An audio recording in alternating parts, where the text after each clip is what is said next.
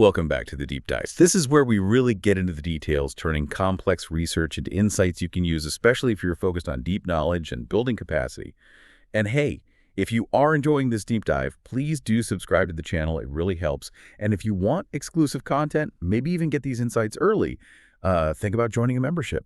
So we're continuing our journey through these fascinating sources focused on systematic community development. It's our Ruhi Deep Dive series, and this week we're digging deeper into Book 5, Releasing the Powers of Junior Youth. That's right. And just as a quick reminder, for anyone new joining us, the Ruhi books are this sequence of courses.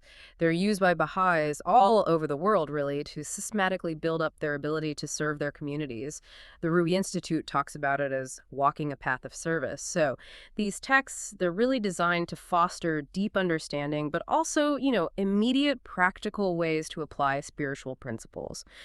Yeah, and we spent some good time last time exploring the foundational ideas in the first segment, Life's Springtime. Yeah. Highly recommend checking that out if you haven't.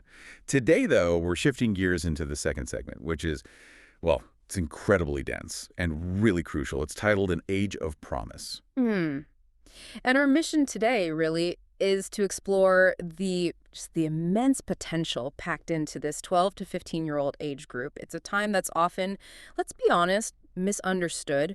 We want to understand the specific environments, the tools, the spiritual empowerment they need to channel these huge emerging capacities towards, well, making society better. Okay, let's do it.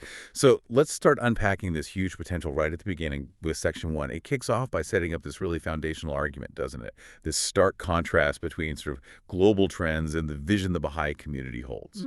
Oh, absolutely stark. And it fundamentally shapes the whole approach. The Universal House of Justice, which is the international governing body of the Baha'i faith, really highlights this common global narrative. The first question the text puts to us is, what image do these global trends actually project of this age group? And it's pretty negative, isn't it? Overwhelmingly so. Junior youth often get labeled as problematic, lost in all this tumultuous physical and emotional change. Yeah. Unresponsive, self-consumed. Exactly. Defined by instability, risk, maybe a turbulent break from childhood. That's the common picture. That narrative puts massive limitations on them right from the start. It does, but then the second question just flips that completely on its head. What does the Baha'i community see instead? And the community is encouraged to see, altruism, an acute sense of justice, eagerness to learn about the universe, and a desire to contribute to the construction of a better world. Wow, that's a fundamentally different starting point. Yeah. It is, and this vision, it's the bedrock of the whole program. It assumes that nobility and this capacity for service, they're inherent. They're already there. Okay, so if the vision is positive, the next logical step is thinking about the how. Yeah. The mechanism for empowerment. Question 3 asks, by engaging their expanding consciousness, what does the program actually help them do? Right. It gives them a kind of intellectual architecture, you could say, to explore reality. And this is so critical at this age. It helps them analyze the constructive and the destructive forces that are operating out there in society. So like understanding what builds things up and what tears things down. Exactly. And recognizing how those forces affect their own thoughts. It helps sharpen their spiritual perception, boost their powers of expression, and really reinforce the moral structures they'll need to navigate, all the complexities life throws at them. It's about building these rational moral muscles. Okay. And what's the practical outcome then? What do these tools actually let them achieve? Question 4 gets the application right. Yeah. What do the tools enable them to do? Well, they get tools to actively combat those really destructive social forces. The ones that would try to, as the text puts it, rob them of their true identity as noble beings. So it's not just about protecting them. No, crucially, it's not a program of containment. It's one of empowerment. It enables them to actively work for the common good. They're essentially being trained to be agents of change, not just passive kids waiting for adults to tell them what to do. This inherent promise, it makes you step back and think. Why this specific age group? Why are 12 to 15-year-olds considered so special, so critical? It really is a unique threshold, a point of almost exponential growth. The material points out that age 15 in the Baha'i context marks the beginning of spiritual maturity. That's when laws like obligatory prayer and fasting become binding. So the years right before that, 12, 13, 14, that's the transition from childhood to youth. And you see this parallel. Physical maturity, the ability to potentially have children, happening alongside this immense intellectual and emotional awakening. It's like a sudden, powerful surge of capacity across the board.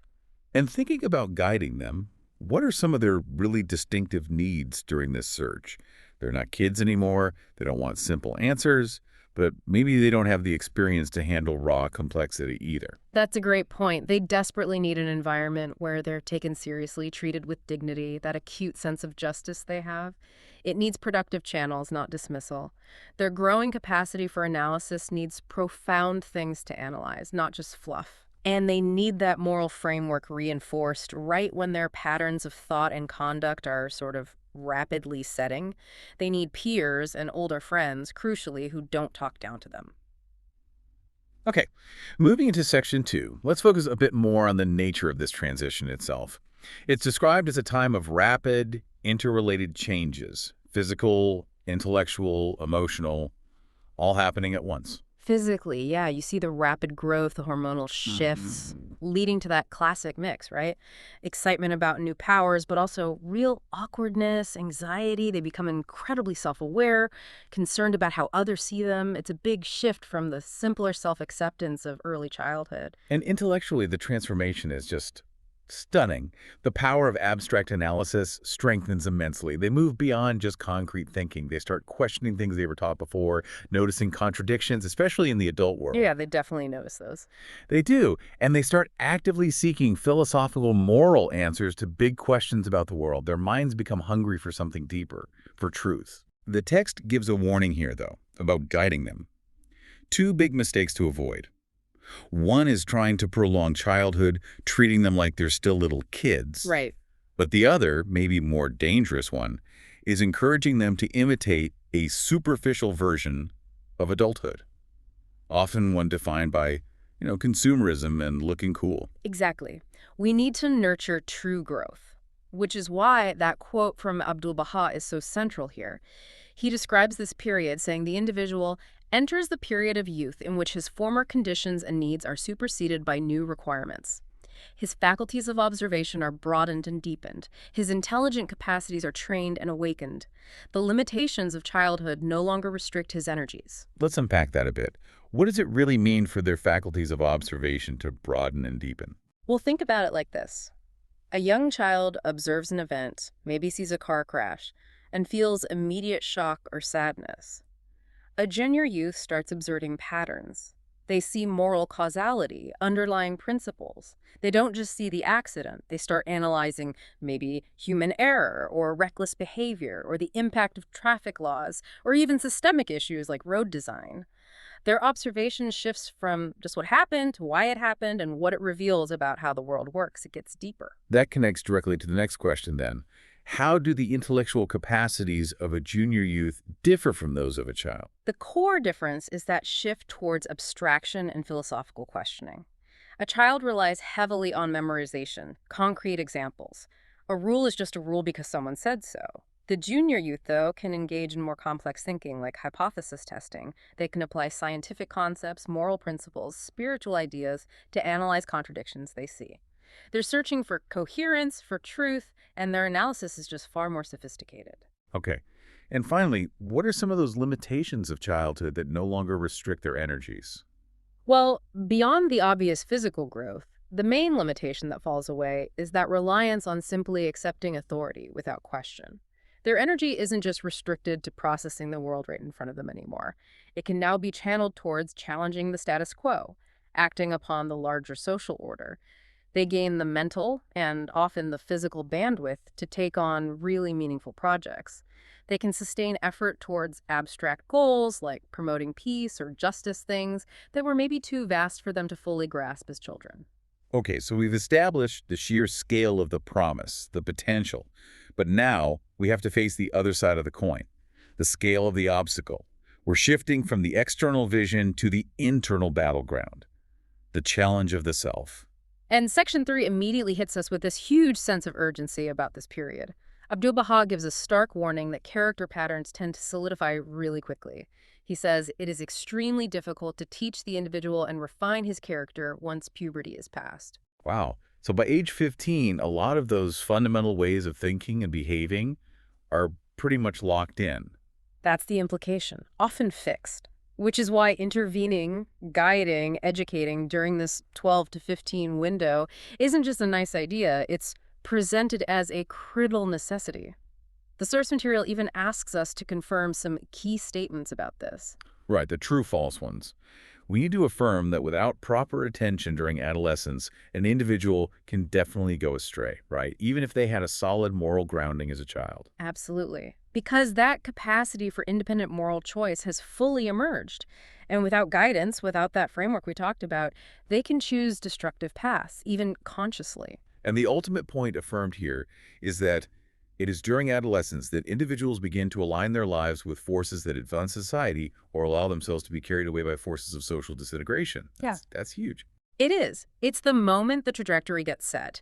The education they receive now, the choices they start making are literally setting the course for whether they'll participate in building up society or, sadly, contributing to its breakdown. And that leads straight into this really critical distinction made in Section 4. All that immense adolescent energy, it can basically head down one of two paths. Path 1, submission to God, selfless service. Path 2, getting trapped in the prison of self, of passion. The source makes a really interesting theological distinction here, too, between individuality, which it links to divine wisdom, something inherently noble, and personality, which is seen as changeable, often swayed by ego and the environment. That's right. Virtues nurture our true individuality. Defects, on the other hand, stifle it in what the text calls the foul atmosphere of self. And this is where that aggressive materialistic culture comes crashing in, isn't it? Exactly. This culture promotes an exaggerated preoccupation with self. And the text warns that even well-meaning programs focused on self-realization or self-esteem can accidentally become a pitfall. They can end up subtly romanticizing the individual, bolstering the ego instead of the true self. Okay, hold on. In a world that often seems designed to crush young people's confidence, how do we draw the line? Isn't some focus on self-esteem actually helpful for a 14-year-old?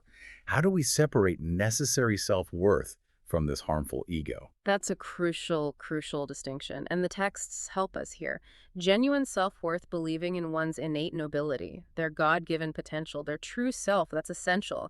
You need that belief to serve others, to persevere through difficulties. The harmful ego, what the text calls the insistent self, that's different.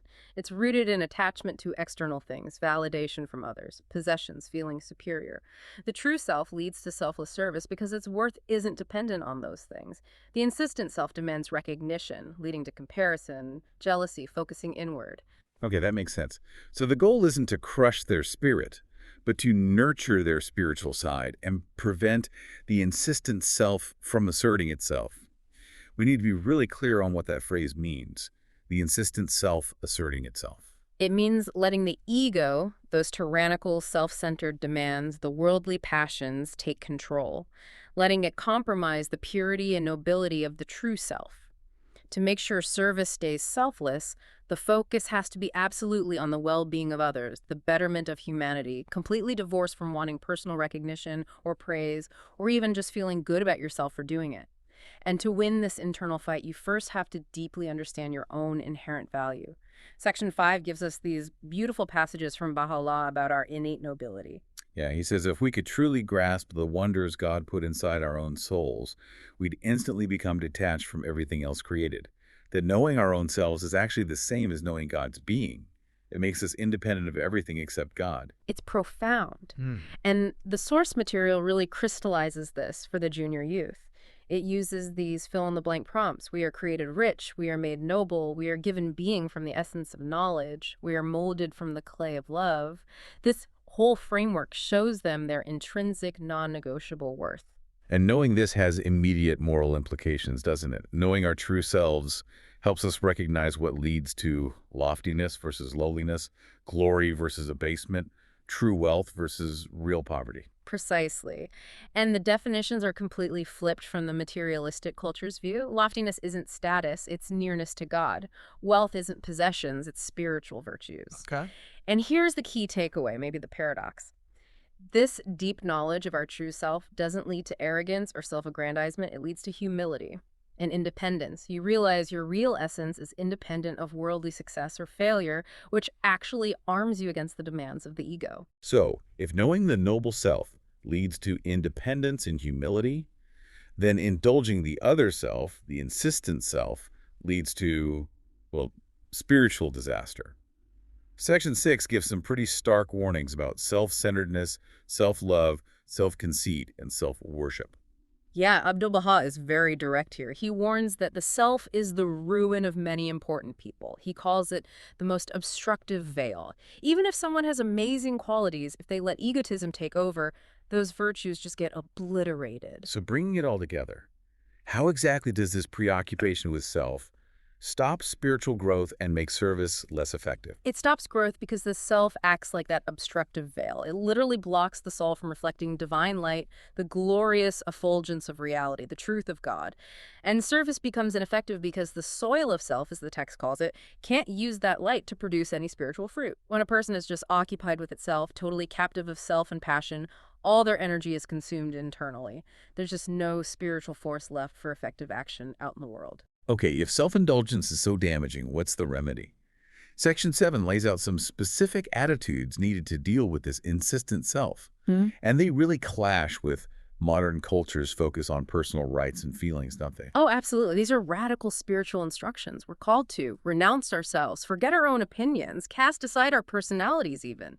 Think only of the welfare of others. We need to learn self-abnegation, actively denying the self. It goes further, talking about burning the veils of the satanic self in the fire of love. Yes.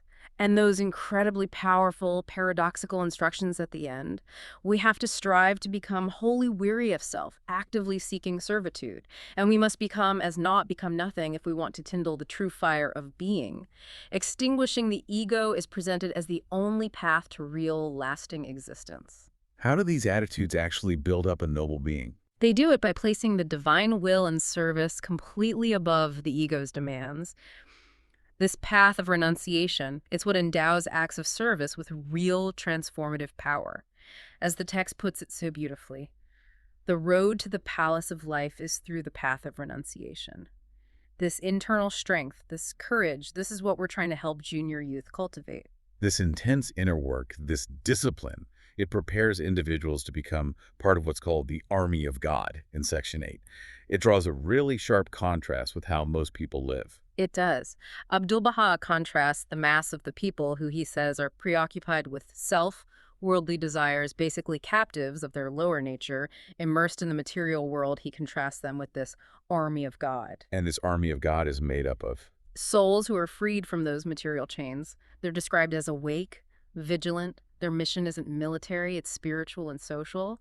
They seek the eradication of the constant struggle for existence. They work for the shining forth of spirituality, and they consistently practice self-sacrifice. They are fundamentally selfless. And the nature of God's cause itself is clarified here too. Yes, it's described as spirit unalloyed, not belonging to the material world at all. Its only battle, the text says, is the expounding of the truth. Its one crusade is against the insistent self, the evil promptings of the human heart.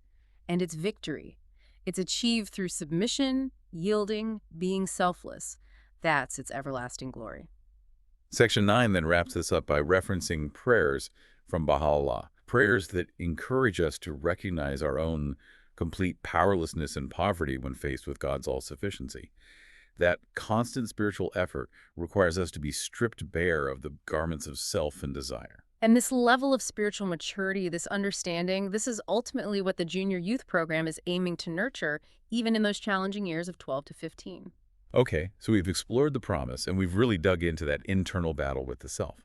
Now let's pivot and look at the external factors that are massively influencing this age group. Section 10 takes aim at a really common cultural narrative, these prevalent crisis theories about adolescence. Right. We need to look critically at the psychological frameworks that tend to dominate how, especially in the West, we understand this age. Is all that turmoil, the confusion, the rebellion, is it really a necessary part of growing up? Across all cultures, all of history. The sources here argue pretty strongly, no. They suggest that a lot of the prevalent studies operate within fundamentally materialistic frameworks. They put way too much emphasis on the self, on gratification, biology, maybe career, income. And they tend to neglect the God-given qualities, the spiritual potential. And this is where some really influential thinkers' conclusions become, well, problematic, aren't they? Like Sigmund Freud suggesting adolescence is a temporary mental illness. Or his daughter, Anna Freud, claiming that being normal during adolescence is actually abnormal.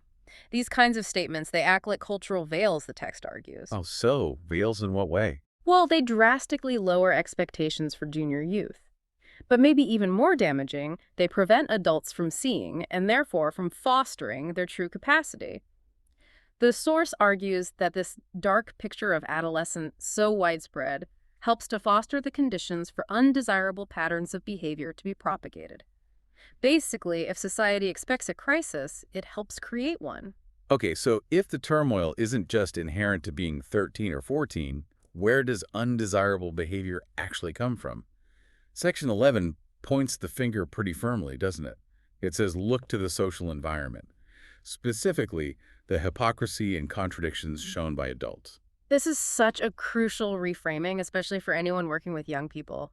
The source gives some powerful examples of how adult actions can directly create negative traits in youth. Like, junior youth rebel against adults who set standards they don't follow themselves. That emerging sense of justice just can't stomach hypocrisy. Yeah, that makes sense. They become frivolous or superficial when the world only seems to offer them shallow activities and endless consumer distractions. Right. Or they show contempt for discipline if adults suddenly impose harsh rules after years of letting them do whatever they wanted as kids. That lack of consistency just destroys trust. And their impulsiveness often happens when adults haven't helped them think through consequences. Exactly. And maybe most critically for the program's whole purpose.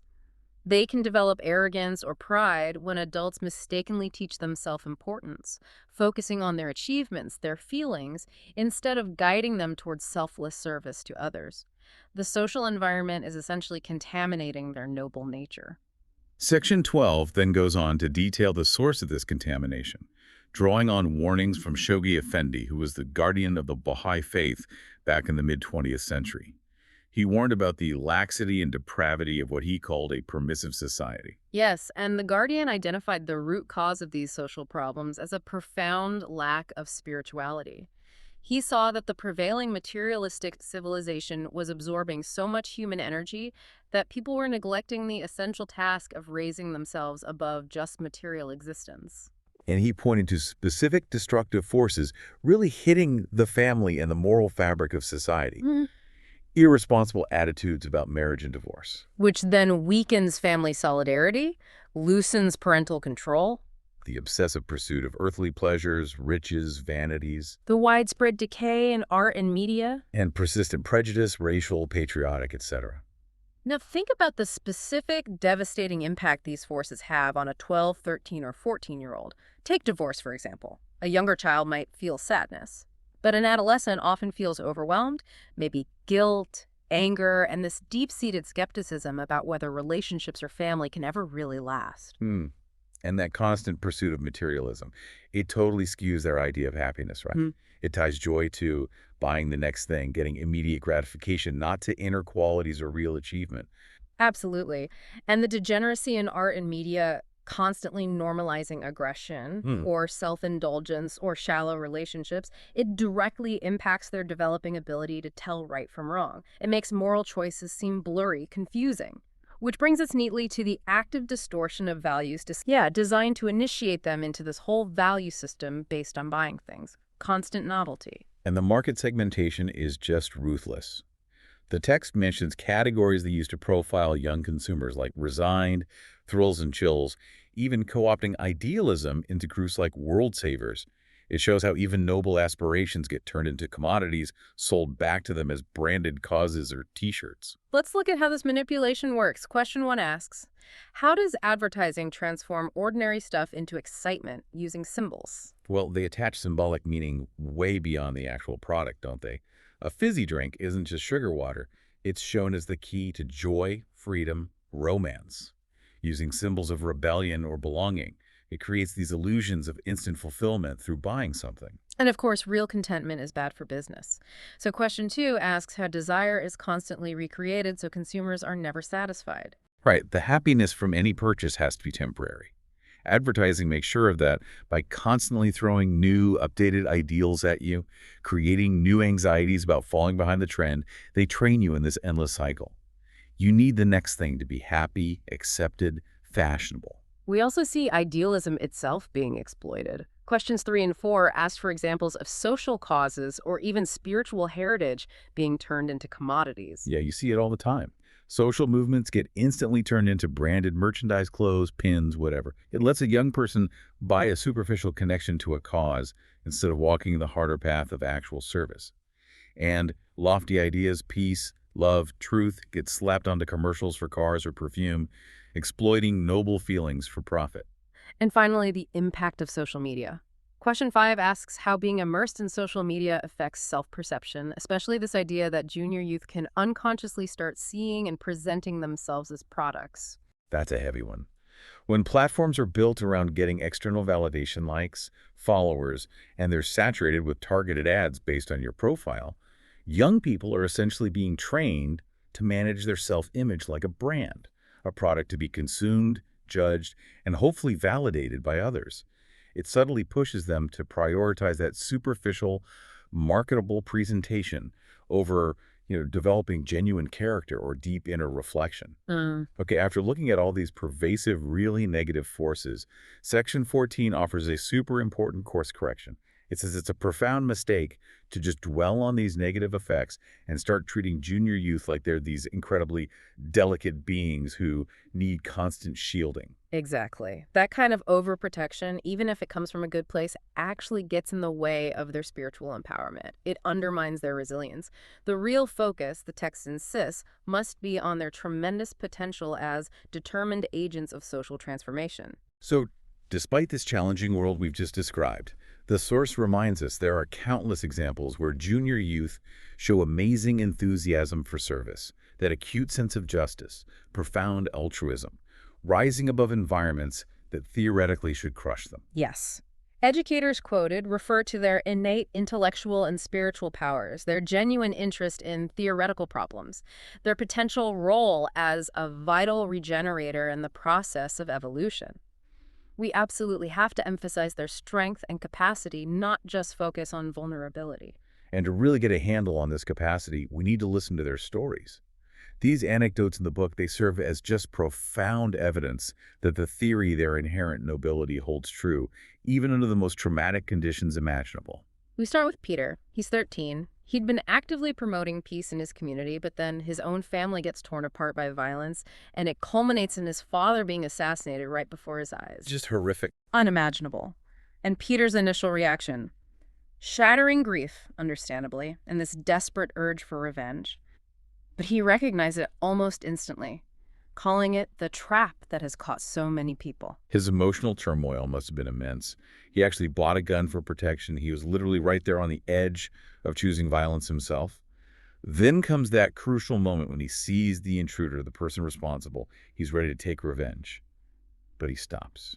And in that moment, under incredible duress, he performs this immediate, sophisticated moral analysis. Yeah. He concludes, killing the man would bring no peace to me or my family or my country. In fact, by killing him, I would lose everything. At 13. At 13, think about the qualities on display there. Immense courage, obviously, deep reflection in a split second, and that immediate moral reasoning.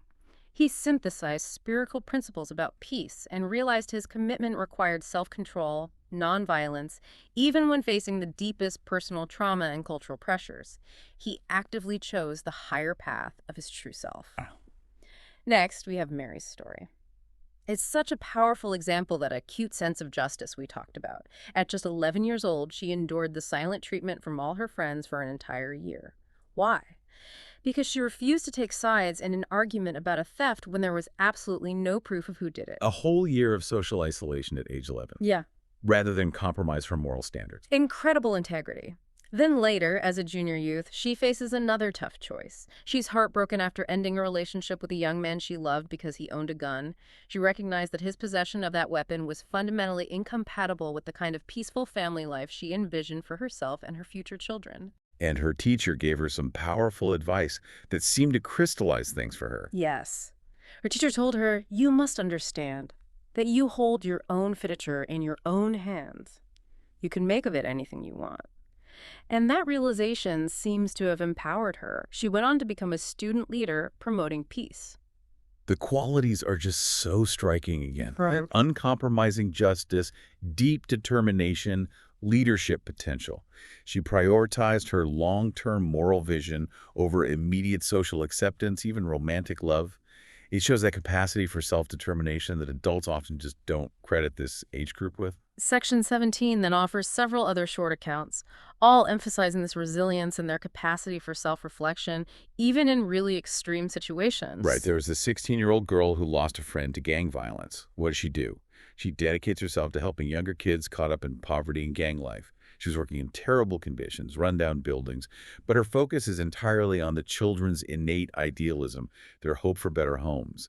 It's selfless service, completely overcoming environmental despair. And then there's that incredibly powerful, brutally honest account from the girl who says she's walking two paths at the same time.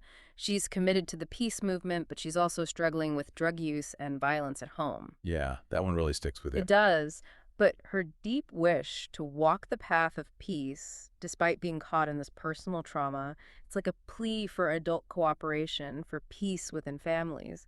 It just underscores their capacity for honest, sometimes painful self-assessment.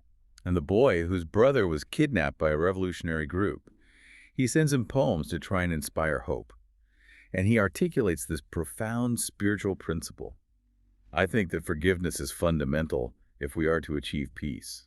The war cannot come to an end without forgiveness. Again, abstract spiritual realization, articulated with stunning clarity by a young person facing absolute terror. These stories, taken together, they really synthesize the attributes we're discussing. Resilience, that unwavering idealism, the capacity for deep self-reflection, and this profound spiritual perception, often expressed more purely, perhaps, than by adults who've maybe become a bit jaded or resigned. And finally, Section 18 brings in the example of Ruhi. He attained martyrdom at just 12 years old, and Bahá'u'lláh himself referred to him as Janabi Mubali, which means His Honor, the Baha'i teacher. And the specific account demonstrating his intellectual capacity is just remarkable for that age. Baha'u'lláh asked him to explain the complex theological idea of return, like the return of the prophets. Ruhi first defined it conceptually as the return of realities and qualities. Okay, that's already pretty sophisticated. It is. But then he offered his own analogy to explain it further. He said, it's like cutting a flower from a plant this year. Next year's flower will look exactly like this one, but it is not the same. That ability to take abstract theology and connect it to a simple, profound biological metaphor that shows incredibly advanced intellectual capacity at age 12. Wow. And this story serves as the ultimate synthesis for this whole part of the book, doesn't it? That rising awareness in adolescence will be directed somewhere, either towards submission and self-sacrificing service, Or towards captivity, being trapped by the self and passion. The conclusion has to be that junior youth possess these innate intellectual and spiritual potentialities, the power for deep analysis, moral courage, genuine altruism, the ability to see through the superficial to what's lasting provided, and this is the key, provided they're guided by an environment that actually reinforces these noble truths about them. Okay, so that brings us to the practical application of all this understanding. We need a supportive environment, which Section 19 introduces as the junior youth group.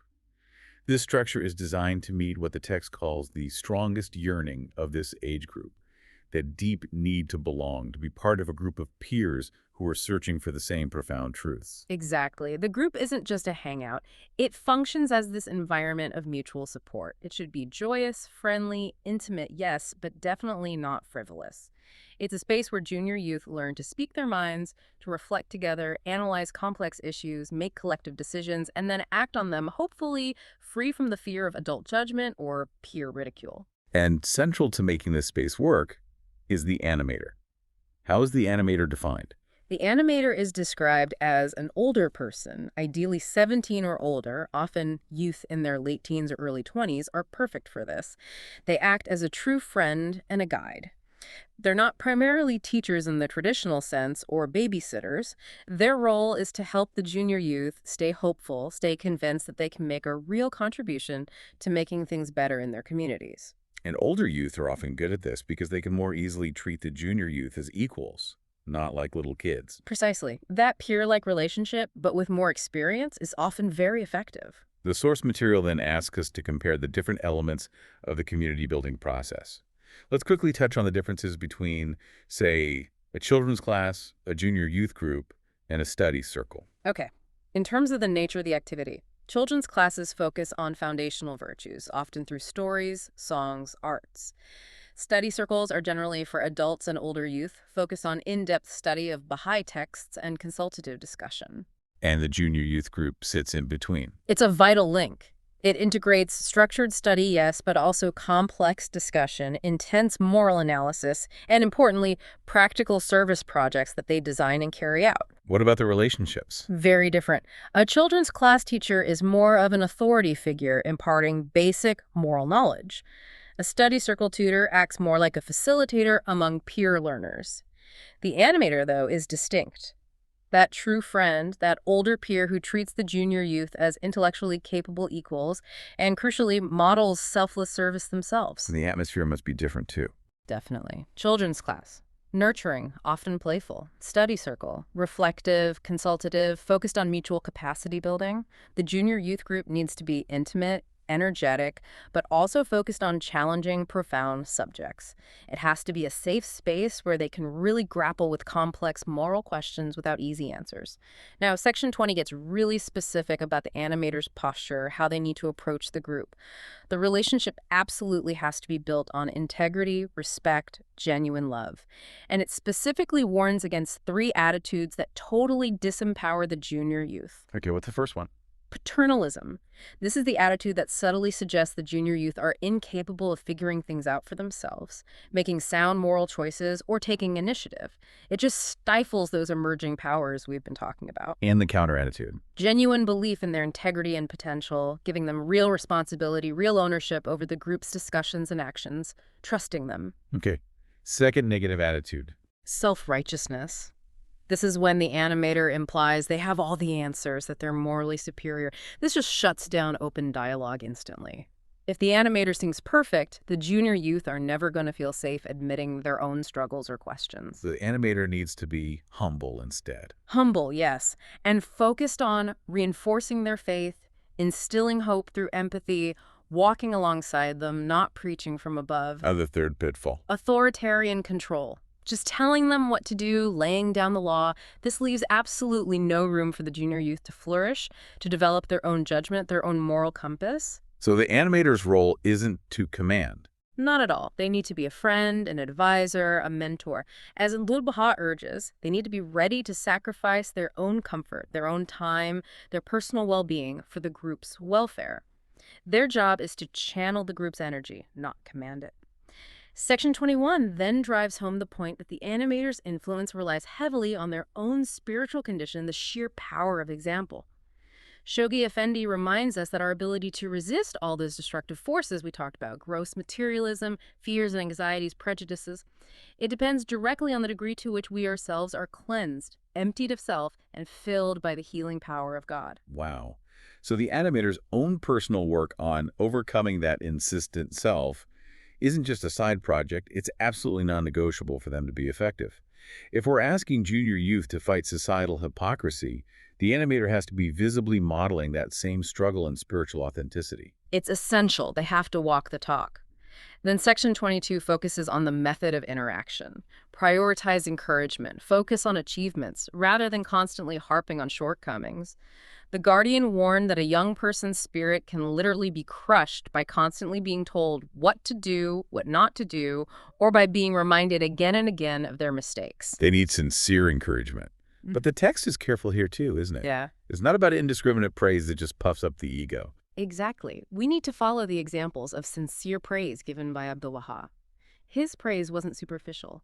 It focused on recognizing their spiritual striving, acknowledging their capacity for service, their growing faith, the fact that they are turning towards the kingdom of God rather than praising fleeting things like popularity or looks or getting good grades, which can actually feed the ego. And finally, Section 23 brings us to the foundational atmosphere that needs to permeate the group, the element that ties all these efforts together: joy. Abdu'l-Bahá states it so powerfully.